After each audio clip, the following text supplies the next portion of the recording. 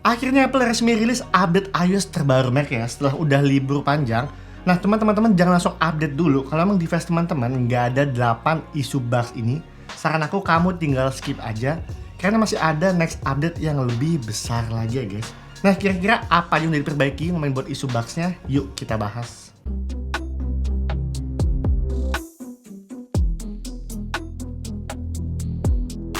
Nah, mulai tahun baru ini, ngomongin buat semua video-video baru akan diupload di channel aku yang baru ini ya guys. Ngomongin buat update iOS, fitur-fitur iPhone, tips and trick. So, buat teman-teman yang nggak mau ketinggalan update info seputar produk Apple, tinggal klik subscribe aja di channel aku yang baru ini. Oke, langsung aja kita ngebahas ngomongin untuk apa sih yang udah diperbaiki di updatean kali ini ya. Nah, buat teman-teman yang udah update ke iOS yang paling baru ini, iOS 26.2.1, nanti ngomongin buat iOS versinya ditandai dengan 23C71. Jadi pastiin firmware-nya harus sama ya guys. Kalau memang teman-teman berbeda firmware, ada kemungkinan kalian masih menggunakan versi iOS beta nya ya. Karena membuat iOS beta ini juga masih running saat ini ya, iOS 26.3. Selanjutnya di update kali ini, Apple juga sekaligus merilis AirTag terbaru mereka guys, yang udah support juga di iOS yang paling baru ini, iOS 26.2.1. Dan ngomongin buat upgrade-nya, itu nggak cuman gimmick doang ya guys. AirTag yang baru ini sekarang punya jangkauan pencarian yang jauh lebih luas lagi berkat teknologi ultra wideband generasi terbarunya guys. Jadi ngomongin buat nyari benda yang hilang, itu kamu bisa melacak dari jarak yang sangat jauh ya. Dan gak cuma jarak aja, tapi ini juga lebih presisi. Selanjutnya juga di update kali ini ngomongin buat fitur Find My, itu sekarang makin akurat lagi guys. Jadi ngomongin buat sinyalnya jauh lebih kuat, lebih gampang mendeteksi barang di area yang padat atau area yang tertutup. Jadi menurut aku teknologi yang baru itu beneran worth it banget ya guys, AirTag 2 ini. Nah di update kali ini AirTag yang terbaru, Apple juga udah mengupgrade keamanan dan privasinya.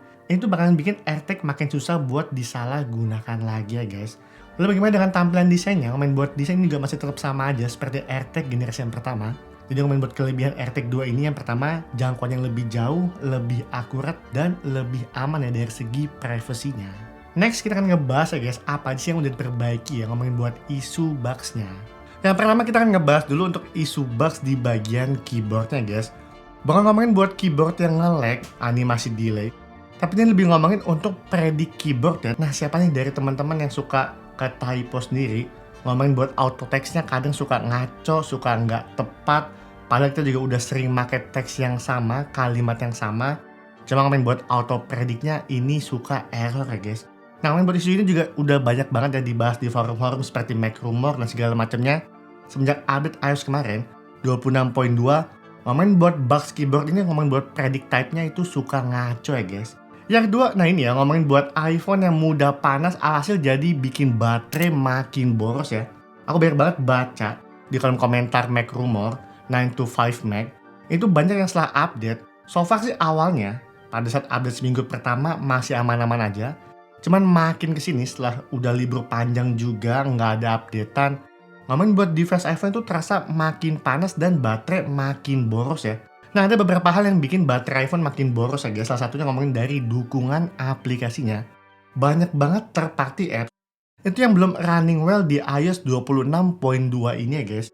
Seperti kemarin WhatsApp yang udah bener, cuma ketika Apple ngeluarin updatean terbarunya, ngomongin buat sinyal yang searching ini muncul lagi ya di aplikasi WhatsApp. Nah kalau sinyalnya udah searching gini, itu tuh pasti bikin iPhone jadi lebih cepat panas ya, karena aku pribadi juga ngalamin isu yang sama. Yang kedua, ngomongin buat aplikasi perbankan ya, seperti contoh MyBCI yang aku gunakan, ini juga masih belum running well, karena ngomongin buat typing ya, pada saat balik lagi ngomongin di isi keyboard, kalau aku lagi mau transfer ya, aku ngetik nama, ini kadang tuh keyboardnya suka nge-lag banget ya guys, jadi kayak layarnya tuh patah-patah ya guys. Nah ini nggak cuma ngomongin di aplikasi WhatsApp, aplikasi perbankan, tapi beberapa aplikasi lainnya seperti TikTok, YouTube, ini juga mengalami isu yang sama ya. Aplikasi ini masih belum mendukung di iOS yang baru ini guys. Selanjutnya yang ketiga ngomongin buat isu signal ya guys. Nah itu juga udah pernah ngebahas di iOS 26.1, yang terkadang device iPhone 13 sampai iPhone 15 itu random suka signal bar tuh nggak penuh, atau mendadak kayak no service, jaringannya nggak stabil, naik turun. Nah ini kejadian lagi di iOS 26.2 ini ya guys. Jadi banyak banget user di luar sana mengalami isu yang sama, jaringan nggak stabil, alhasil baik lagi ya. Kalau udah ngomongin untuk isu jaringan network nggak stabil, aplikasi yang nggak stabil yang butuh jaringan seluler juga, itu pasti akan mempengaruhi kinerja baterai di iPhone-nya guys. Nah sebelum kita lanjut ngebahas isu bugs yang udah diperbaiki apa aja, aku mau nginfoin buat teman-teman yang lagi nyari case iPhone, teman-teman bisa pertimbangin dari 3 brand ini ya guys.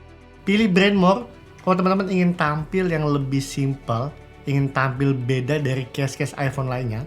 Kamu bisa pakai model case More Flex ini ya guys. Ini adalah daily case aku yang sering aku pakai karena memang bener-bener nyaman banget buat digenggam, ringan, terasa kayak nggak pakai case. Dan buat perlindungannya menurut aku ini udah cukup banget ya guys. Melindungi setiap sisi sudut ujung body, bagian kamera, bagian display juga ini terlindungi. Jadi so far ini ya aman aja ya. Yang kedua kalau teman-teman lagi cari clear case iPhone, opsinya udah dari brand ZEISS ini ya guys.